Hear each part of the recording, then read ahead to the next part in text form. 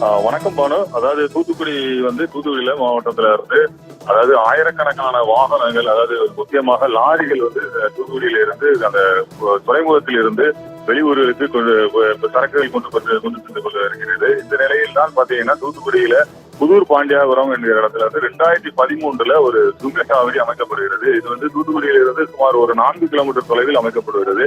இந்த அதாவது சுங்கச்சாவடிகள் அந்த நாம்சுப்படி பாத்தீங்கன்னா 15 கிலோமீட்டர் தொலைவில் தான் அந்த சுங்கச்சாவடி அமைக்கப்பட வேண்டும் என்ற ஒரு சட்ட விதிகள் இருந்தும் அதனை மீறி ஏற்கனவே 4 கிலோமீட்டர் தொலைவில் இந்த சுங்கச்சாவடி அமைக்கப்படுகிறது. இதற்கு ஏற்கனவே பல்வேறு தரப்பினர் எதிர்ப்பு தெரிவித்து வந்தாலும் அதனை எந்த விதமான கண்டுகொள்ளவும் இல்லாமல் அது நடைபெற்று வந்தது. இந்த நிலையில் தான் பாத்தீங்கன்னா தூத்துக்குடியில் உள்ள கேடிசி நகரை சேர்ந்த பாலகிருஷ்ணன் என்பவர் ஒரு பொதுநல வழக்கு கடந்த ஜனவரி மாதம் மதுரை உயர்நீதிமன்ற கிளையில் அவர் தாக்கல் செய்கின்றார். அதற்கு முன்பாக அவர் ஆர்டிஐயில், அதாவது தகவல் பெறும் உரிமை சட்டத்தின் கீழ் என்னென்ன வழிமுறைகள் பின்பற்றப்பட்டுள்ளது என்பது குறித்த ஒரு அறிக்கையை அவர் கேட்டுள்ளார். அதில் அவர்கள் 67,000 மரக்கன்றுகள் நாங்கள் இருபுறமும் வைத்துள்ளோம் என்பதாகவும், நடுவில் அதாவது சாலையின் நடுவே 66,000 மரக்கன்றுகள் வைத்து பராமரித்து வருகிறோம் என்பதாகவும் ஒரு தகவலை கூறியுள்ளார்கள். ஆனால் அந்த இடங்களில் எந்த ஒரு மரமும் வைக்கப்படவில்லை என்பது உண்மை. அதனை அவர்கள் ஆய்வு செய்து அதனை நீதிமன்றத்தில் முறையிட்டுள்ளார்கள். இதன் அடிப்படையில் நீதிமன்றமானது நேற்று மாலை 3:30 மணி அளவில் ஒரு தடை உத்தரவை பிறப்பித்துள்ளது. அதாவது சாலை பணிகள் எதுவும் சரியாக பராமரிக்கப்படவில்லை, மரங்கள் எதுவும் வைக்கப்பட்டு பராமரிக்கப்படவில்லை, சாலைகளில் குண்டு குழியுமான சாலையாகவே உள்ளது போன்ற பல்வேறு குற்றச்சாட்டுகள் மனுதாரர் தரப்பில் வைக்கப்பட்டதின் பேரில் அனைத்தையும் ஆய்வு செய்த நீதிபதிகள் 2 நீதிபதிகள் கொண்ட அமர்வு இந்த வழக்கை விசாரித்து நேற்று மாலை 3:30 மணி அளவில் இந்த சுங்கச்சாவடியில் சுங்க கட்டணம் வசூலிப்பதற்கு தடை விதித்து ஒரு உத்தரவை நேற்று பிறப்பித்துள்ளார்கள். நேற்று மாலை 3:30 மணி அளவில் பிறப்பிக்கப்பட்ட உத்தரவு இதுவரை, அதாவது இப்பொழுது காலை 10 மணி வரை இதுவரை அந்த உத்தரவானது நடைமுறைப்படுத்தப்படவில்லை. உடனடியாக இன்று காலை வரை அவர்கள் வசூலித்துக் கொண்டிருந்ததால் தூத்துக்குடியில் உள்ள லாரி உரிமையாளர்கள் மற்றும் தன்னார்வலர்கள், பொதுநலவாதிகள் அனைவரும் இந்த இடத்திற்கு கூடி இப்பொழுது அந்த வசூல் செய்யக்கூடிய மையத்தில் முற்றுகையிட்டார்கள். அதன் மேலாளர்களிடம் கேட்டபோது அவர்கள் எங்களுக்கு இந்த நீதிமன்ற ஆணை என்ற உத்தரவு எதுவும் வரப்படவில்லை, எனவே நாங்கள் வசூலிக்கத்தான் செய்வோம் என்பதாக அவர்கள் கூறுகிறார்கள். ஆனால் அதாவது தேசிய நெடுஞ்சாலை ஆணையமானது எப்பொழுதும் அதிக கட்டணத்தை, அதாவது சுங்கச்சாவடி கட்டணத்தை அதிகப்படுத்தும் போது உடனடியாக அது அமலுக்கு வரப்பட்டு உடனடியாக கூடுதல் கட்டணத்தை வசூலிக்கின்றார்கள். அதே நேரத்தில் இப்படியாக ஒரு நீதிமன்றம் ஒரு தடை உத்தரவை போடும்பொழுது அந்த உத்தரவு எங்களுக்கு வரவில்லை, அதன் வந்த பிறகுதான் எங்களால் அதை நிறுத்த முடியும் என்பதான ஒரு குற்றச்சாட்டை கூறுகிறார்கள். இப்பொழுது அதனுடைய விளைவாக இப்பொழுது அந்த சுங்கச்சாவடியில் வரக்கூடிய அந்த ட்ராக்ல எல்லா இடத்துலையும் லாரிகளை குறுக்கே போட்டு லாரி உரிமையாளர்கள் இப்பொழுது போராட்டத்தில் ஈடுபட்டிருக்கிறார்கள். எனவே அந்த வழியாக எந்த ஒரு வாகனமும் செல்ல முடியாமல் இப்பொழுது வாகன ஓட்டிகள் பரிதவித்து வருகிறார்கள்.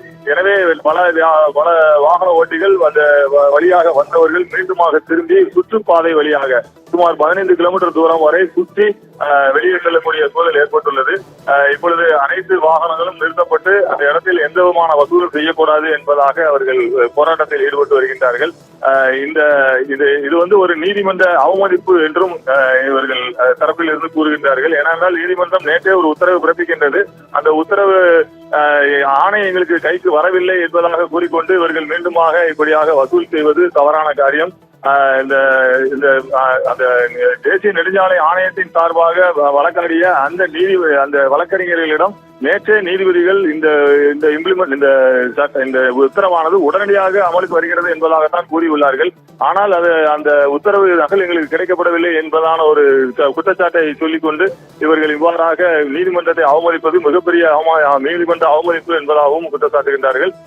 இந்த டோல்கேட்டானது இந்த இடத்தில் வைக்கப்பட்டதே மிக தவறான காரியம். 15 கிலோமீட்டருக்கு தொலைவில், அதாவது குறுக்குச்சாலை அருகில் தான் குறுக்குச்சாலையை தாண்டிதான் இந்த டோல்கேட்டானது அமைக்கப்பட வேண்டும். ஆனால் தூத்துக்குடியின் அருகிலேயே, அதாவது புதூர் பாண்டியாபுரம் என்பது சுமார் 4 கிலோமீட்டர் தொலைவில் தான் உள்ளது. இந்த இடத்திலேயே வைத்துள்ளார்கள் என்பதான ஒரு குற்றச்சாட்டை வைக்கின்றார்கள்.